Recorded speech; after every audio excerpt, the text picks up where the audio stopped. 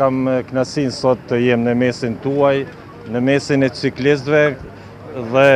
ciklizmi ishte njërin ndër 5 sportet që mori pjesë në lojrat e para olimpike për Kosovën në Rio 2016, ku Kosova u prezantua në mënyrë të shkëlqyer dhe ishun në qendër të vëmendjes me një vlerë të mirëfillt me fitoren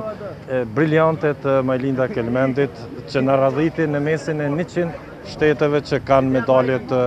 artë olimpike gjatë këtyre 122 viteve. Jemi të kënaqur, po shihet masovizimi, unë mendoj që vitin e kaluar ka qenë më pak dhe me të vërtetë ne kemi bërë një ndryshim me në bordin e federatës që të marrin pjesë të gjitha klubet e Kosovës